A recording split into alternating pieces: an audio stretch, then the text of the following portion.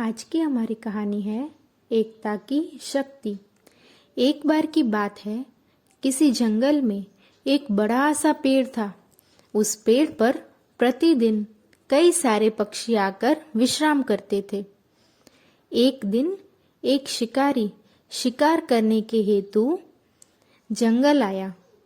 ढेरों कोशिश के बाद उसके हाथ न तो एक पशु आया और न तो एक छोटा सा पक्षी। दूसरे दिन उस शिकारी ने एक युक्ति की। पक्षी पकड़ने की इच्छा से वहां चावल के दाने फैला दिए और उसके ऊपर जाल बिछा दिया और स्वयं एक पेड़ के पीछे जाकर बैठ गया और सब कुछ छिपकर देखने लगा। कुछ समय बाद उस पेड़ पर एक कबूतरों का झुंड आकर विश्राम करने लगा। तभी उनकी नजर चावलों के दानों पर पड़ी। दाने देखकर उसकी भूख जाग उठी और वह दाने चुगने की तैयारी करने लगे।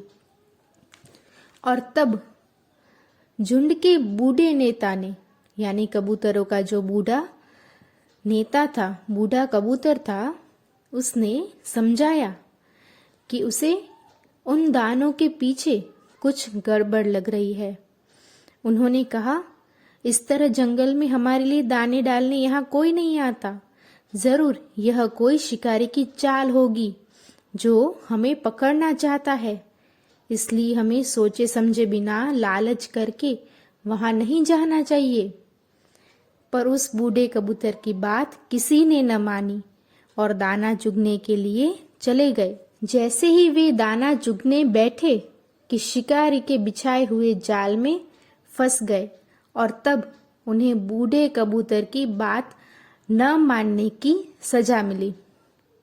जाल में फंसे एक एक कबूतर ने बाहर निकलने की पूरी कोशिश की, पर उनकी सारी कोशिश क्या नाकामयाब रही।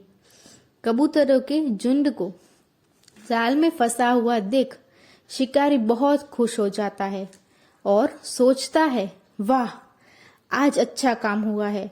पिछले 2-3 दिन से जो शिकार नहीं हुआ, आज उसकी कमी पूरी हो गई है।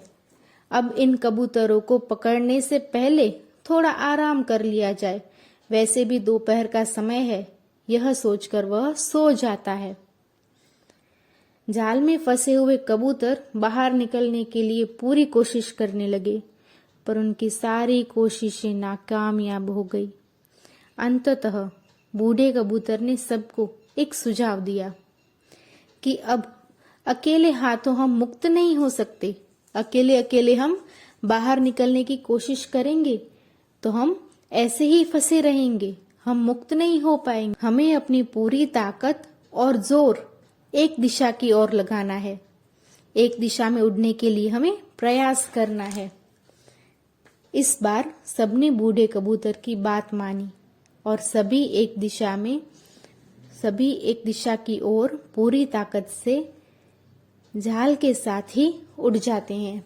सभी ने एक दिशा में अपने पंख फड़फड़ाए और एक ही दिशा में उड़ने का प्रयास किया और वे उड़े और शिकारी का जाल भी लेते गए। सब कबूतर बूढ़े कबूतर के जो मित्र थे, चूहे दोस्त थे, उनके घर पहुंचे। उस चूहे ने पूरा जाल अपने दांतों से काट दिया और कबूतरों को मुक्त किया।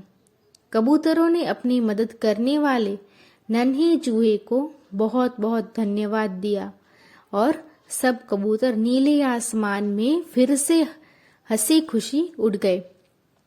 थोड़ी देर बाद जब शिकारी जागा तो उसे उस जगह पर न तो कबूतर मिले और न तो उसका बिछाया हुआ जाल मिला। इस तरह हमें पता चलता है कि हमें कभी लालच नहीं करनी चाहिए, अन्यथा हम भी कबूतरों की तरह संकट में फंस सकते हैं। साथ ही हमें यह भी शिक्षा मिलती है कि एकता में ही